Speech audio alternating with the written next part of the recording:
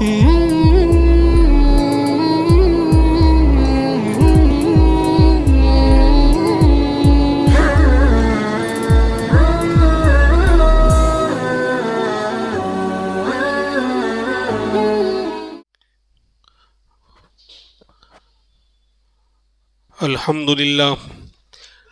للہ کفا وسلام علی عباده الذین اصطفى اما بعد فاعوذ باللہ من الشیطان الرجیم بسم اللہ الرحمن الرحیم ثانی اثنین اذ ہما فی الغار اذ یقول لصاحبہ لا تحزن ان اللہ معنا صدق اللہ العظیم وقال النبی صلی اللہ علیہ وسلم لو كنت متخذا خلیلا لاتخذت ابا بکر خلیلا او كما قال صلی اللہ علیہ وسلم اللہم صل علی سیدنا محمد وعلى آل سیدنا محمد وبارک وسلم اللہم صل علی سیدنا محمد وعلى آل سیدنا محمد وبارک وسلم اللہم صل علی سیدنا محمد وعلى آل سیدنا محمد وبارک وسلم۔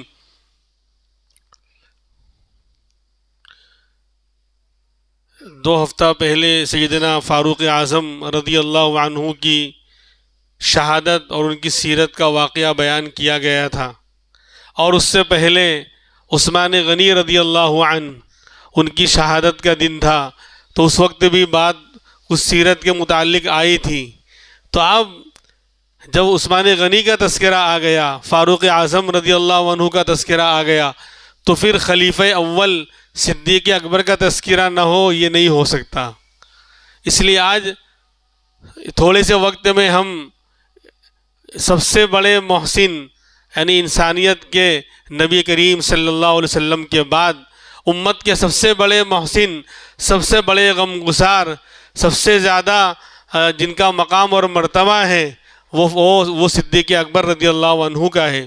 ہر وقت نبی کے ساتھ شانہ بشانہ دین کے لیے ہر وقت ساتھ دینے والے، ہر وقت چلنے والے، ہر وقت قربانی دینے والے، اور ہر وقت نبی کی صحبت کا حق ادا کیا۔ اسی لیے فرمایا تھا اللہ کے رسول صلی اللہ علیہ وسلم نے انت صاحبی فی الغار و صاحبی علی الحوض، او کما قال صلی اللہ علیہ وسلم کہ ابو بکر تم میرے غار کے بھی ساتھی ہو، غار ثور میں بھی تم میرے غار کے بھی ساتھی ہو، اور انشاءاللہ حوض کوثر پر بھی میرے ساتھ رہو گے۔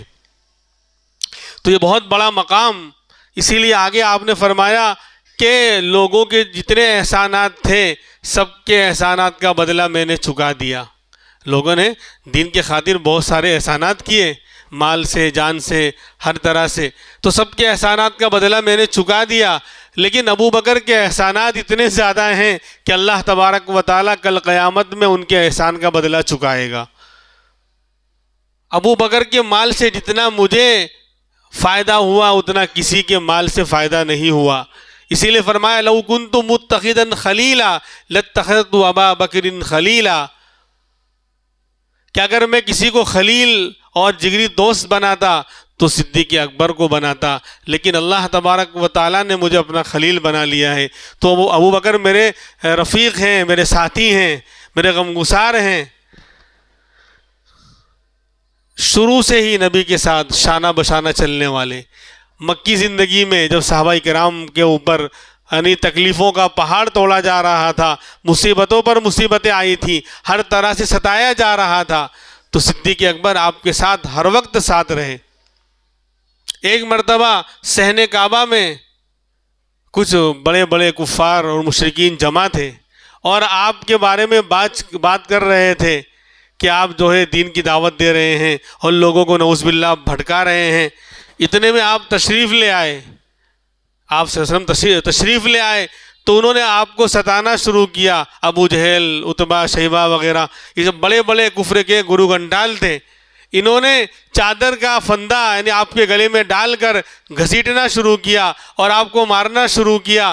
کسی نے جا کر صدیق اکبر کو بتلا دیا ادرک صاحبک، ادرک صاحبک، اپنے ساتھی کو بچاؤ، اپنے ساتھی کو بچاؤ کہ وہاں نبی کریم صلی اللہ علیہ وسلم کو مارا جا رہا ہے۔ صدیق اکبر بے تحاشا دوڑے ہوئے آئے اور آ کر زوردار انداز میں ان کو ڈانٹا اور کہا اتقتلون رجلا ان یقول ربی اللہ وقد جاءکم بالبینات، کیا تم اس آدمی کو قتل کرنا چاہتے ہو جو کہتا ہے میرا رب اللہ ہے، تو ایک اللہ اور ایک رب ہونے کا دعویٰ کرتا ہے اور گواہی دیتا ہے، تو تم اس آدمی کو قتل کرو گے، حالانکہ وہ تمہارے پاس واضح کھلی ہوئی نشانیاں لے کر آیا ہے، جو بات کر رہا ہے وہ غلط نہیں کر رہا، دلائل اور نشانیوں کی روشنی میں کر رہا، تو تمہارے پاس واضح نشانی لے کر آیا ہے، پھر بھی تم اس کو قتل کرو گے۔ جب انہوں نے اس طرح ڈانٹا تو نبی کو چھوڑ کر مشرکین ان پر ٹوٹ پڑے، اتنا مارا کہ بے ہوش ہو گئے، بے ہوش کر دیا۔ گھر والے اٹھا کر لائے تو کئی دن تک بے ہوش رہے۔ جب بھی ہوش آتا میرے نبی کہاں ہیں؟ کہا کہ تم اپنا خیال رکھو۔ گھر والے ڈانٹتے کیونکہ وہ مسلمان سب نہیں ہوئے تھے، ان کو ڈانٹتے کہ تم اپنا خیال رکھو۔ کہا کہ نہیں، میرے محبوب کا کیا حال ہے، میرے نبی کا کیا حال ہے؟ جب بھی ہوش آتا تو پوچھتے میرے نبی کا کیا حال ہے، وہ کس حال میں ہیں؟ جب اچھے ہو گئے تو کہا، گھر والوں نے کھانا پیش کیا، کھانے سے انکار کر دیا، پانی پیش کیا، پینے سے انکار کر دیا کہ نہیں، جب تک میں اپنے محبوب کو نہیں دیکھوں گا، میرے نبی کا دیدار نہیں کروں گا، ان سے ملاقات نہیں کروں گا، میرے لیے کھانا پینا حرام۔ گھر والے مجبور ہو کر آپ کو لے کر گئے اور نبی سے ملاقات کرائی۔ جب نبی کے چہرے کو دیکھا تو آپ سے لپٹ گئے، بے تحاشا لپٹ گئے اور رونے لگے۔ دونوں یاروں کی ملاقات کا منظر عجیب تھا۔ تو بہرحال زندگی میں ہر وقت صدیق اکبر، ہاں کل بھی ہمراز نبی تھے یہی صدیق و عمر، آج بھی آپ کے سینے سے لگے ہیں دونوں۔ روزہ اقدس میں اور زندگی میں تو ہمراز تھے ہی، آپ کے ساتھ رہنے والے تھے ہی، لیکن اللہ تبارک و تعالیٰ نے موت کے بعد بھی ہمیشہ کے لیے نبی کا ساتھ اور نبی کا دامن ان کو عطا فرما دیا۔ خیر، جب امت پر سب سے بڑا سانحہ نبی کی وفات کا پیش آیا تو حالات بڑے عجیب و غریب تھے۔ صحابہ پر یہ منظر اور یہ واقعہ بڑی قیامت کبریٰ سے کم نہیں تھا۔ مصیبتوں کا صحابہ پر پہاڑ ٹوٹا ہوا تھا۔ صحابہ کی ایک جماعت تو ایسی تھی، مولانا ابوالکلام آزاد رحمۃ اللہ علیہ نے لکھا ہے، جو کھڑا تھا وہ کھڑا رہ گیا، جو بیٹھا تھا وہ بیٹھا رہ گیا۔ صحابہ پر مصیبتوں کا پہاڑ ٹوٹ پڑا۔ ایک صحابہ کی جماعت تو ایسی ہے کہ رو کر ان کی کیا کہتے ہیں، وہ بالکل رو کر رہے ہیں، آنسو ان کے تھم نہیں رہے ہیں۔ اور ایک جماعت ایسی ہے کہ وہ بالکل گمسم ہے، بالکل یعنی اتنا زیادہ ان کو ٹینشن، ان کو کچھ پتہ ہی نہیں ہے وہ کہاں ہیں۔ عثمان غنی رضی اللہ عنہ کا حال ایسا ہی ہے۔ حضرت عمر کا حال یہ تھا کہ ننگی تلوار لے کر پھر رہے ہیں، چکر لگا رہے ہیں، جو کہے گا میرے نبی کا وصال ہو گیا اس کی گردن اڑا دوں گا، نہیں، میرے نبی معراج پر گئے ہیں اور آپ دوبارہ تشریف لائیں گے، پھر امت کو سنبھالیں گے۔ لیکن اس وقت جو ہے صدیق اکبر رضی اللہ عنہ وہاں مدینہ پاک میں موجود نہیں تھے۔ آپ کی دوسری بیوی مدینہ کے باہر رہتی تھی، نبی سے اجازت لے کر وہاں ملاقات کرنے گئے تھے۔ جب پتہ چلا تو تشریف لائے اور آ کر سب سے پہلے آپ کے حجرے میں جہاں پر آپ کا بدن مبارک رکھا ہوا تھا تو آپ تشریف لے گئے اور چہرے سے چادر ہٹائی، پیشانی پر بوسہ دیا، کہا طبت حیا و طبت میتا، میرے نبی آپ کی زندگی بھی بڑی پاکیزہ رہی اور آپ کی موت بھی بڑی پاکیزہ ہوئی۔ وا نبیہ وا صفیہ وا خلیلہ، ہائے اے میرے نبی، اے میرے جگری دوست، اے میرے ساتھی، اس طرح جو ہے کہتے رہیں اور پھر باہر نکل کر آئے۔ حالانکہ صدیق اکبر کو سب سے زیادہ غم تھا، لیکن اس وقت اگر صدیق اکبر غم کے اندر ڈوب جاتے تو امت کو کون سنبھالتا؟ کیونکہ نبی کے بعد سب سے بڑے آپ ہیں اور سب سے زیادہ نبی کے ساتھ رہنے والے، ہر وقت ہر موقع پر نبی کے شانہ بشانہ کندھے سے کندھے ملا کر دین کے لیے قربانی دینے والے صدیق اکبر تھے۔ لیکن اس وقت اللہ نے ان کے دل کو بہت مضبوط کیا۔ اگر آپ رونے بیٹھ جاتے تو امت کا شیرازہ بکھر جاتا۔ امت رو رہی ہے، گمسم ہے، پریشان ہے، اتنی بڑی مصیبت کبھی نہیں آئی تھی۔ صدیق اکبر رضی اللہ عنہ جو ہے فرمایا، اسی ماحول غم میں اور بھی ایک غم کا پیکر تھا، اسی ماحول غم میں اور بھی ایک غم کا پیکر تھا جس کا نام نامی حضرت صدیق اکبر تھا۔ شاعر کہتا ہے نہ تھا عشق رسول اللہ میں اس کا کوئی ہمسر، نہ تھا عشق رسول اللہ میں اس کا کوئی ہمسر، فراق یار کا غم تھا اسے ہر ایک سے بڑھ کر، فراق یعنی یار کی جدائی، فراق یار کا غم تھا اسے ہر ایک سے بڑھ کر، جو غم صدیق کو تھا اس کو کوئی پا نہیں سکتا، جو غم صدیق کو تھا اس کو کوئی پا نہیں سکتا، رفاقت میں کوئی اس کے برابر آ نہیں سکتا۔ لیکن اپنے آپ کو سنبھالا اور پھر صحابہ کو جمع کیا، مسجد میں تشریف لائے، صحابہ کو جمع کیا، بیٹھ جاؤ، حضرت عمر کو کہا کہ بیٹھ جاؤ۔ سارے صحابہ جب جمع ہوئے تو وہ شاندار سونے کے ورق سے لکھنے اور سونے کی قلم سے لکھنے کے لائق، آب زر سے لکھنے کے لائق وہ شاندار اور بہترین خطبہ دیا، کیونکہ صحابہ کی حالت بہت خراب تھی۔ فرمایا من کان یعبد محمدا فإن محمدا قد مات ومن کان یعبد اللہ فإن اللہ حی لا يموت۔ جو محمد صلی اللہ علیہ وسلم کی عبادت کرتا تھا، جو نبی کو خدا مانتا تھا اور نبی کی عبادت کرتا تھا، وہ کان کھول کر سن لے، محمد کا انتقال ہو گیا، محمد الرسول اللہ کی وفات ہو گئی۔ ومن کان یعبد اللہ فإن اللہ حی لا يموت، اور جو اللہ کی بندگی کرتا ہے، اللہ کو اپنا خدا اور رب مانتا ہے، وہ جان لے بے شک اللہ تعالیٰ زندہ ہے، اس کو موت نہیں آنے والی۔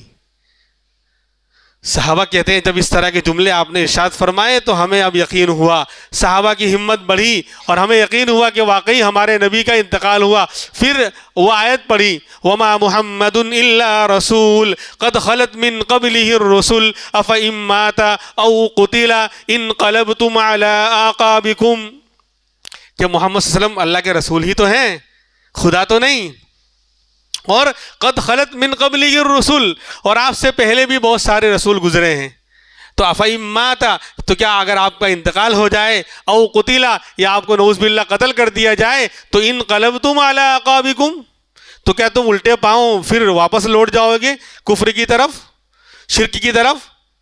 ومن ينقلب علی عقبیہ فلن یضر اللہ شیئا، اور کان کھول کر سن لے، جو اپنے الٹے پاؤں واپس لوٹے گا کفر کی طرف تو وہ اللہ کا نقصان نہیں کرے گا، وہ اپنا نقصان کرے گا۔ صحابہ کہتے ہیں یہ آیت تو قرآن میں پہلے سے تھی، لیکن ہمیں ایسا لگا کہ آج ہی نازل ہوئی، یعنی آج ہی اس کا معنی اور مطلب اچھی طرح سمجھ میں آیا۔ تو صدیق اکبر رضی اللہ عنہ نے صحابہ کو جو ہے ایسے مصیبت کے وقت میں، ایسے پریشانی کے وقت میں، غم کے پہاڑ کے ٹوٹنے کے وقت میں ایسا شاندار خطبہ دے کر امت کے شیرازے کو منتشر ہونے نہیں دیا، امت کو پھر جمع کیا۔ پھر اس کے بعد کیونکہ انتقال کا واقعہ تھوڑی بیان کرنا ہے، وہ تو بات آ گئی، اب آپ کے وصال کے بعد خلافت کا مسئلہ آیا، تو انصار کا ایک محلہ ہے ثقیفہ بنو ساعدہ، مسجد نبوی کے بالکل، اب یہ تو محلہ بالکل مل چکا ہے مسجد سے، وہاں پر یعنی 10 سال پہلے جب ہم گئے تھے تو وہاں پر جو ہے ایک باغ بنا ہوا ہے، چھوٹا سا گارڈن، پورا 4 دیواری سے پیک ہے گارڈن، اور بیچ میں جو ہے کنواں ہے۔ ثقیفہ بنو ساعدہ انصار کا ایک محلہ تھا، انصار مدینہ جو مدینہ کے صحابہ تھے ان کا ایک محلہ ثقیفہ بنو ساعدہ کہلاتا ہے۔ تو وہاں سارے انصار جمع تھے اور نبی کا وصال ہو چکا تھا، اب وہ یہ کہہ رہے تھے کہ ہم میں سے ایک امیر ہوگا اور ایک امیر مہاجرین میں سے ہوگا، یعنی 2 امیر ہوں گے، یہ ان کی بات چل رہی تھی۔ انصار کہہ رہے تھے کہ ہمارے میں سے ایک امیر، اور جو مہاجر مکہ سے آنے والے صحابہ ہیں ان میں سے ایک امیر، 2 لوگ جو ہے حکومت پر آئیں گے۔ صدیق اکبر تشریف لائے، فاروق اعظم بڑے صحابہ ساتھ میں ہیں، آ کر سب کو خاموش کیا اور کہا کہ لوگوں نبی کا فرمان سنو، خلافت کے بارے میں، خلیفہ کون بنے گا اس کے بارے میں میرے نبی کا فرمان سنیں۔ صحابہ تو نبی کے عاشق تھے، آج ہمارا معاملہ، میرا معاملہ گڑبڑ ہے کہ اگر کوئی مسئلہ میرے خلاف آ گیا تو میں قرآن و حدیث کو بھی نہیں سنوں گا، بلکہ بہت سے لوگ تو انکار کر دیتے ہیں کہ مولانا حدیث اور قرآن اپنے پاس رکھو، ابھی تو میں اس کی ایسی کی تیسی کروں گا، ابھی تو میں اس کو چھوڑوں گا نہیں، بعد میں دیکھا جائے گا۔ ارے قرآن اپنے پاس رکھو، حدیث اپنے پاس رکھو، کتنی بڑی جرت ہے کہ اللہ کے کلام کو ایک طرف کیا جا رہا ہے، نبی کے فرمان کو ایک طرف کیا جا رہا ہے، مسلمانوں برکت کیسے آئے گی، اللہ کی مدد کیسے آئے گی، زندگی میں چین سکون کیسے آئے گا؟ اور ہونا تو یہ چاہیے تھا جو صحابہ کے اندر تھا۔ ابھی تو وہ ایک دم جوش میں تھے کہ ہم میں سے ایک امیر ہوگا اور تم میں سے ایک امیر ہوگا، دونوں یعنی انصار میں سے بھی ایک امیر طے کیا جائے گا اور مہاجرین میں سے بھی ایک امیر طے کیا جائے گا، ابھی تو ایک دم جوش میں تھے۔ لیکن جب صدیق اکبر نے سب کو خاموش کیا اور کہا کہ قال النبی صلی اللہ علیہ وسلم الائمۃ من قریش، کہ سنو نبی کا فرمان ہے کہ امام اور خلیفہ جو ہوگا وہ قریش میں سے ہوگا، اور قریش مکہ کے رہنے والے مہاجر صحابہ ہیں۔ یہ سننا تھا کہ سارے انصار اور سارے صحابہ بالکل کہا کہ ہاں ہمارے نبی نے جو فرما دیا وہ پتھر کی لکیر، وہ آخری مسئلہ، آمنا و صدقنا، میں اسی میں خوش ہوں جس میں میرے یار کی خوشی ہے، یہی بات میری رگوں پہ میں بسی ہے۔ فوراً جب نبی کا فرمان آ گیا اپنی باتیں چھوڑ دیں اور کہا ٹھیک ہے قریش میں سے امام اور خلیفہ ہوگا۔ تو پھر سارے صحابہ نے کہا کہ دیر کس بات کی ہے؟ صدیق اکبر موجود تھے، کہا آپ سے بڑا کوئی ہے ہی نہیں یہاں پر، آپ قریشی ہیں، مہاجر ہیں، آپ سے بڑا کوئی ہے ہی نہیں۔ سارے صحابہ نے آپ کے دستے حق پرست پر بیعت کی اور آپ کو خلیفہ بنایا۔ تو نبی کا جانشین، نبی کا سچا سپاہی صدیق اکبر رضی اللہ عنہ، حضرت عمر فرمایا کرتے تھے کہ حضرت عمر کا مقام نمبر 2 پر ہے، صدیق اکبر کے بعد ہے، وہ فرمایا کرتے تھے کہ ابو بکر اپنی زندگی کی ایک نیکی مجھے دے دے اور میری ساری نیکیاں لے لے۔ ابو بکر اپنی زندگی کی ایک نیکی مجھے دے دے اور باقی ساری میری نیکی لے لے تو مجھے بہت نفع ہوگا۔ پوچھا کہ کون سا معاملہ؟ بولو ہجرت کا واقعہ، غار ثور میں جو نبی کو لے کر گئے تھے، فرمایا تھا لا تدخل حتی ادخلک قبلک، اے نبی آپ اندر نہیں جائیں گے، پہلے میں جاؤں گا۔ پتہ نہیں اندر کیا ہو۔ غار میں جب چھپنے کا موقع آیا، غار ثور میں کتنا اونچا ہے، آج بھی چلنا مشکل ہے، اس زمانے میں کیسے گئے ہوں گے؟ اب تو وہاں تک روڈ بھی بن گیا ہے، بہت سے راستے بھی بن گئے ہیں۔ دیکھ کر تعجب ہوتا ہے کہ اتنے اونچائی پر غار ثور میں چڑھنا اور جانا، کیسے چڑھے ہوں گے اللہ کے رسول اور کیسے گئے ہوں گے، دین کے خاطر قربانیاں دیں۔ تو صدیق اکبر نے کہا کہ پہلے میں جاؤں گا۔ اندر تشریف لے گئے صدیق اکبر، سب کو صاف کیا، غار کو صاف کیا اور بہت سارے سوراخ تھے تو اپنی لنگی پھاڑی اور سب سوراخ کو کپڑے سے بند کیا۔ 2 سوراخ باقی رہ گئے، کپڑا ختم ہو گیا تو اپنے دونوں پاؤں جو ہے پاؤں سے ان کو دبا لیا، چھپا لیا۔ پھر کہا یا رسول اللہ تشریف لائیے، یا رسول اللہ تشریف لائیے، اب انتظام ہو گیا ہے۔ نبی تشریف لائے، تھکے ہوئے تھے، رات کو نکلے تھے، تھکے ہوئے تھے، فوراً جو ہے صدیق اکبر کی گود میں سر رکھ کے سو گئے۔ صدیق اکبر کی گود میں آپ پاؤں پھیلائے ہوئے ہیں اور نبی آپ کے نان پر گود میں سر رکھ کے آرام کر رہے ہیں۔ اب وہ جو دوبل تھے اس سے سانپ آیا، سانپ نے جو ہے آپ کے پیر پر ڈسا، آپ کو تکلیف ہوئی لیکن آواز نہیں نکالی، برداشت کر رہے ہیں۔ لیکن جب برداشت کرتے کرتے جب آنکھوں سے آنسو نکل پڑے، وہ آنسو میرے نبی کے چہرے پر گرے۔ آپ آرام کر رہے ہیں، وہ آنسو نبی کے چہرے پر گرے، فوراً آنکھ کھل گئی۔ کہا صدیق کیا ہے؟ لدغت یا رسول اللہ ابی ابی امی، میرے ماں باپ آپ پر قربان، مجھے سانپ نے ڈس لیا ہے۔ لدغت عربی میں کہتے ہیں مجھے سانپ نے ڈس لیا ہے، بی ابی و امی، میرے ماں باپ آپ پر قربان یا رسول اللہ۔ تو کہا پہلے بتایا کیوں نہیں؟ کہا آپ آرام کر رہے تھے۔ جب پورا ایک دم چہرہ بدلنے لگا اور سانپ کے ڈسنے سے جب تکلیف زیادہ بڑھی تو آنسو گرا تو نبی کو پتا چلا، فوراً آپ نے وہاں لعاب دہن لگایا اور اس سے وہ اچھے ہو گئے۔ تو کہا کہ اس رات کی، اس غار کی جو نیکی ہے صدیق، وہ نیکی مجھے دے دے اور میری زندگی کی ساری نیکی لے لے۔ یہ فاروق اعظم نے فرمایا تھا۔ چنانچہ جب نبی کا وصال ہو گیا تو بڑے بڑے چیلنج سامنے آئے۔ صدیق اکبر بظاہر بہت نرم دل تھے، دل کے بڑے نرم تھے، فاروق اعظم بڑے سخت تھے، لیکن جب خلیفہ بنے تو 4 5 بڑے بڑے چیلنج سامنے آئے، بڑے بڑے فتنے سامنے آئے۔ فرماتے ہیں ابو ہریرہ رضی اللہ عنہ، لما توفی رسول اللہ صلی اللہ علیہ وسلم واستخلف ابو بکر وکفر من کفر من العرب، رواہ مسلم، کہ جب نبی کا وصال ہوا، آپ کی وفات ہوئی اور صدیق اکبر کو خلیفہ بنایا گیا تو بہت سے لوگوں نے کفر کیا، یعنی ارتداد کا دور شروع ہوا، امت 4-5 حصوں میں بٹ گئی۔ ایک وہ طبقہ تھا جو نیا نیا اسلام لایا تھا، ابھی اسلام ان کے دل میں اترا نہیں تھا، آس پاس کے دور دراز کے قبیلے والے جنہوں نے نبی سے بہت زیادہ ملاقات نہیں کی، صحبت نہیں پائی، تو اسلام کی سچائی اور اصل حقانیت کو جانتے نہیں تھے، تو ایک بہت بڑا طبقہ واپس کفر و شرک کی طرف چلا گیا۔ ایک طبقہ تو ایسا ہوا کہ وہ پورا کفر و شرک کی طرف چلا گیا واپس، یعنی مرتد ہو گیا۔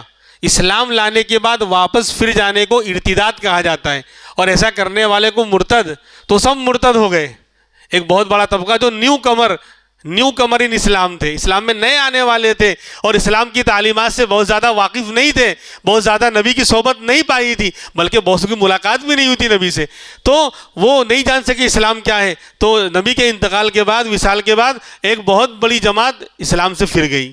ایک تو یہ ہوا، اور ایک جماعت جو ہے مدعیان نبوت، بہت سے لوگوں نے نبوت کا دعویٰ کیا، مسیلمہ کذاب، طلحہ اسدی، اسود عنسی، اور ایک عورت سجا نام کی عورت عیسائیہ تھی، اس کی یعنی انجیل کی جاننے والی، اس نے بھی نبوت کا دعویٰ کیا۔ اس کو پوچھا کہ تو کیسے دعویٰ کرتی ہے؟ نبی نے فرمایا کہ لا نبی بعدی، میرے بعد کوئی نبی نہیں ہے۔ تو کہتے ہیں کہ یہ تو کہا تھا کہ کوئی مرد نبی نہیں ہوگا، میں تو عورت ہوں، لا نبیۃ بعدی نہیں کہا ہے، اس لیے میں نبی بن سکتی ہوں۔ خیر، تو اس طرح کے نبوت کے جھوٹے دعویٰ کرنے والے پیدا ہو گئے، کچھ تو نبی کے زمانے میں ہی پیدا ہو چکے تھے، کچھ بعد میں، تو ایک جماعت ان کے پیچھے لگ لی، ان کو نبی ماننے لگی، اور وہ بھی جو اسلام سے پھر گئی، یہ دونوں کافر۔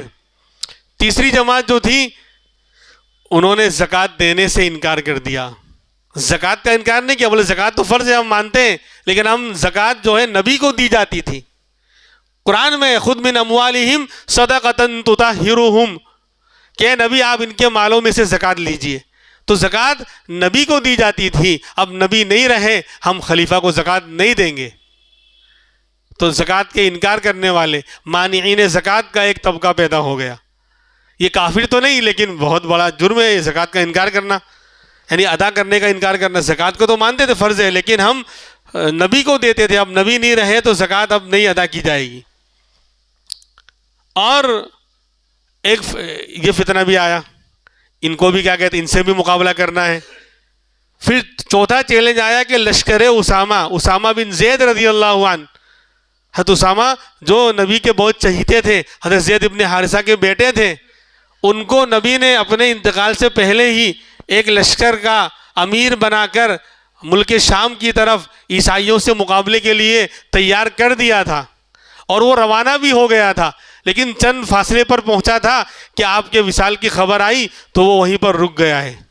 تو اب اس کو بھیجا جاوے کہ واپس بلایا جاوے، اس کو آگے روانہ کیا جائے کہ اس لشکر کو واپس بلایا جاوے، یہ بھی چیلنج، کیونکہ فتنہ ارتداد کا فتنہ آ گیا ہے، جھوٹے نبوت کا دعویٰ کرنے والوں کا فتنہ آ گیا ہے، زکوٰۃ نہ دینے والوں کا فتنہ آ گیا ہے، اور ادھر یہودیوں نے بھی پلان بنانا شروع کر دیا خیبر میں کہ بولے بہت اچھا موقع ہے، مسلمانوں کا خلیفہ بنا ہے ابو بکر، بہت نرم دل آدمی ہے، بولے چانس اچھا ہے، موقع اچھا ہے، چلو ہم سب مل کر حملہ کریں گے، اور وہ بہت سیدھا اور نرم دل آدمی ہے، موقع اچھا ہے، ہم جو ہے مسلمانوں سے بدلہ لے سکتے ہیں۔ تو یہودی بھی پلان بنا رہے ہیں، لشکر اسامہ کو روانہ کرنا ہے، یہودیوں سے بھی چیلنج ہے، مرتدین کا بھی فتنہ ہے، اور زکوٰۃ نہ دینے والے کا بھی فتنہ ہے، اور جو لوگ مدعیان نبوت، جھوٹے نبوت کا دعویٰ کر رہے ہیں، ان سے مقابلے کا بھی مسئلہ ہے۔ تو حضرت عمر رضی اللہ عنہ اور حضرت علی وغیرہ مشورہ کرنے کے لیے آئے امیر المومنین حضرت صدیق اکبر رضی اللہ عنہ سے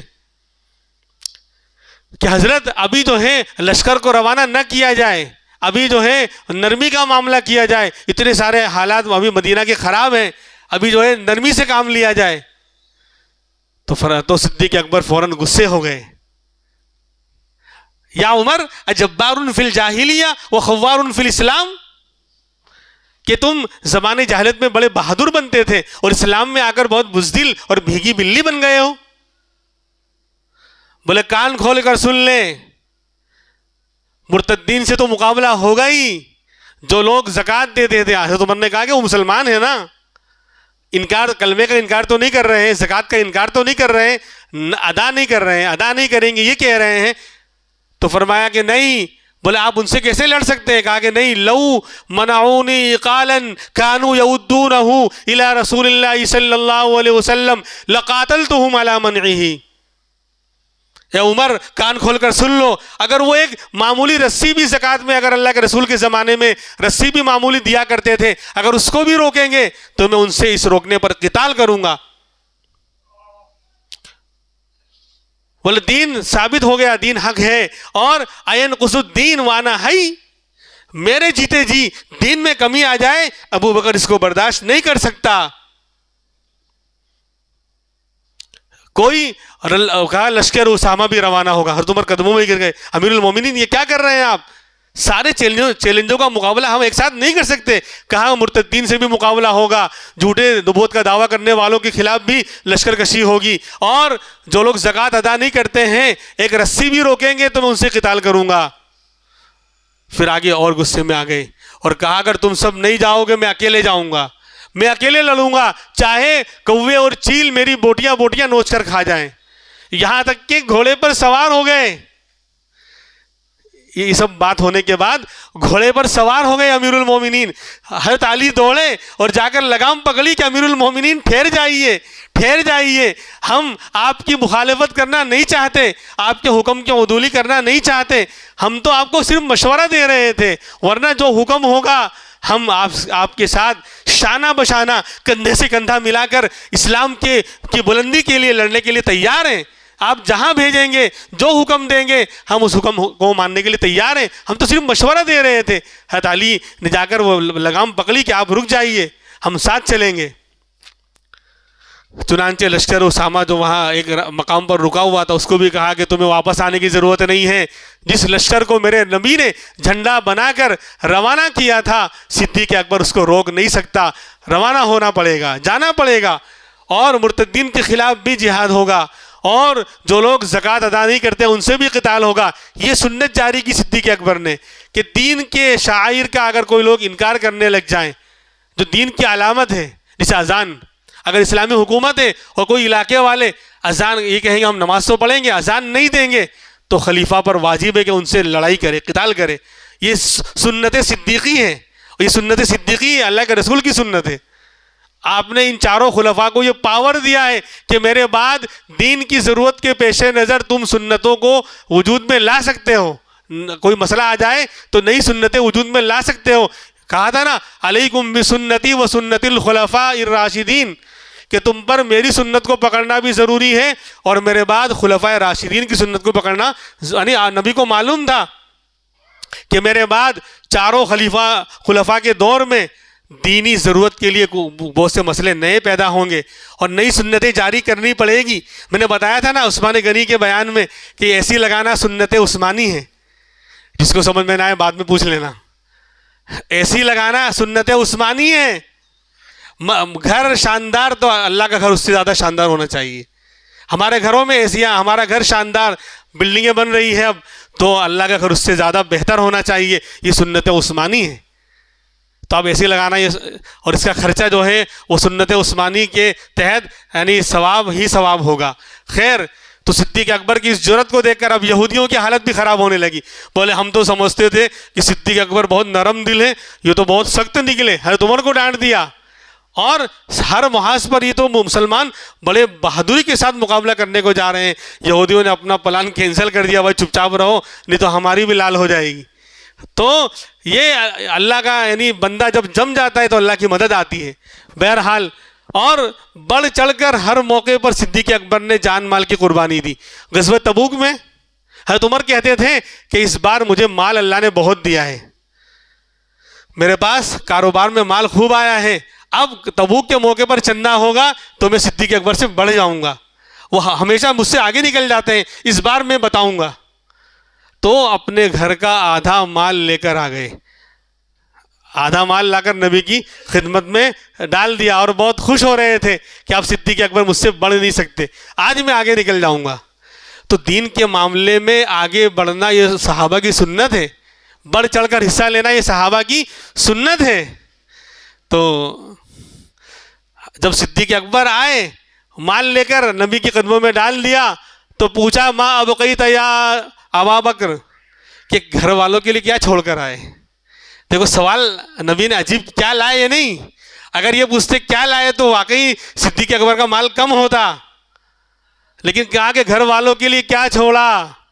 تو کہا ابقیت اللہ و رسولہ، اللہ کے رسول، اللہ اس کے رسول کو چھوڑ کر آیا ہوں، کچھ نہیں چھوڑ کر آیا ہوں، صرف اللہ اس کے رسول کی محبت چھوڑ کر آیا ہوں، باقی جھاڑو لگا کر سب لے آیا ہوں۔ حضرت عمر کہنے لگے کہ عمر تو صدیق سے نہیں بڑھ سکتا، تو کبھی بھی آگے نہیں بڑھ سکتا۔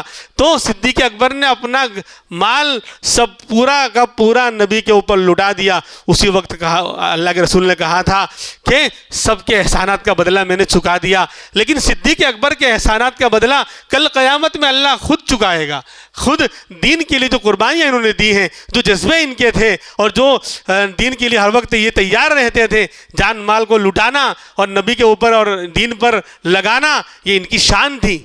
تو آج بھی ہمارے سامنے موقع سے یعنی بیان بھی ہو گیا اور تقاضا بھی سامنے آ گیا۔ صحابہ کی سنت کیا بتائی؟ بڑھ چڑھ کر حصہ لینا، اور یہ اے سی وغیرہ کا جو انتظام ہے یہ بھی صحابہ کی سنت ہے۔ دیکھو مسجد نبوی عثمان غنی رضی اللہ عنہ نے اپنے پیسوں سے بنوائی تھی، نئی تعمیر کی تھی بعد میں، اپنے زمانے میں شاندار لکڑیاں اسپیشل منگوائیں، بہترین پتھر لائے۔ صحابہ نے اعتراض کیا یہ کیا کر رہے ہیں؟ تو پھر اس وقت جواب دیا تھا کہ تمہارے مکانات اچھے ہو گئے تو کیا اللہ کا گھر اچھا نہیں ہوگا؟ دل کیسے لگے گا بتاؤ؟ میرے گھر میں ایسی لگی ہے، میں آرام سے گھر میں رہ رہا ہوں، مثال اب مسجد میں آیا، مسجد میں انتظام ہی نہیں، پنکھے کا ٹھکانہ نہیں، تو میرا دل تو ہے صنم آشنا، مجھے کیا ملے گا نماز میں؟ یا دل لگے گا ہی نہیں۔ لیکن اگر بہترین انتظام ہو، دیکھو لوگ پہلے سے آ جاتے ہیں، انتظام بہترین ہو، چلو اللہ کے گھر جائیں گے، اور جب گھر میں آئے گا تو کچھ تو کرے گا بندہ، اور کم سے کم اللہ کے گھر میں جب تک ہے گناہوں سے بچا ہوا تو رہے گا نا۔ باہر ہوتا تو جو گناہ کرتا گھر میں تو نہیں کر پائے گا اللہ کے، اور اللہ کے گھر میں فرشتوں کے ماحول میں رہے گا، کچھ نیک عمل کر لے گا اسی بہانے، تو کیا اس کا ثواب نہیں ملے گا؟ اسی لیے جن لوگوں نے واقعی اس کی اصل میں حصہ لیا ہے وہ تو صدقہ جاریہ ہے ہی، لیکن اب اس کی خرچے میں بھی اگر ہمارا تعاون ہوگا تو انشاءاللہ اللہ کے گھر کا ہم خیال رکھیں گے، اللہ ہمارا خیال رکھے گا۔ ہاں، اللہ کے گھر کا ہم خیال رکھیں گے اللہ۔ اور کہا کہ دیکھو ایمان دل میں ہوتا ہے، ایمان جو ہے ظاہری میں جو بندہ نماز پڑھ رہا ہے، روزہ رکھ رہا ہے، آپ اس کو مسلم بولیں گے، لیکن مومن پتہ نہیں دل میں کیسا ایمان ہے۔ نبی نے کہا کہ بھائی ظاہر میں اگر ہے نماز روزے کا پابند تو کہو بھائی یہ مسلمان ہے۔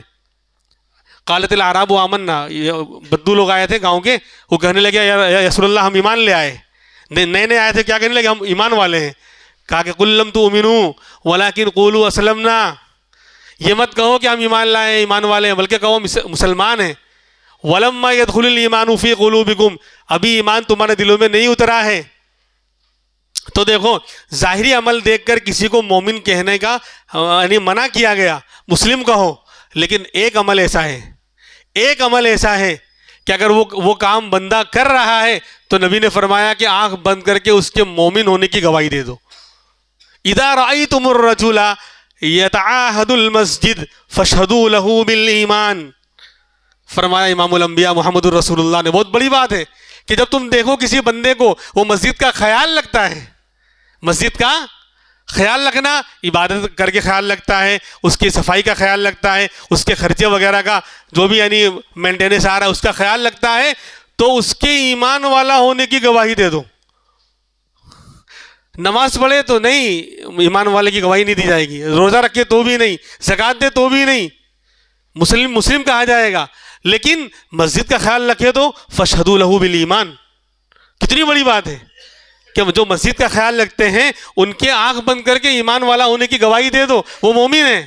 تو آپ سے بھی درخواست کی جا رہی ہے، جسے ماشاء اللہ مجھے بہت خوشی ہوتی ہے، اپنے ان نوجوان ساتھیوں کو، اور اپنے ان ساتھیوں کو دیکھ کر میں ہر ایک کے پاس جا کر ان کا شکریہ تو الگ سے ادا نہیں کر سکتا، لیکن دعا ضرور کرتا ہوں کہ اللہ ان کو خوب ترقی دے، دنیا کے اندر بھی اور آخرت میں بھی، دین کے اندر بھی، اور اللہ کے یہاں بھی نبی کے ہاتھوں سے جام کوثر نصیب فرمائے، سارے مسئلے ہمارے حل ہوں۔ کہ بہت سے نوجوانوں کا یعنی ان کے جذبات کو دیکھ کر بہت خوشی ہوتی ہے کہ واقعی اللہ کے نام پر خرچ کرنے کا جذبہ ان کے اندر بہت ہے، اور جب بھی آواز لگی ہے ہمیں کبھی باہر نہیں جانا پڑا، سارے کام یہیں سے ہوتے رہے ہیں۔ اس لیے تقریباً 27-28 ہزار کے لم سم جو ہے یہ بل آیا ہے، تو بتا دیں 2-3 منٹ کے اندر ہم کہ کون لوگ کتنا لکھانا چاہتے ہیں۔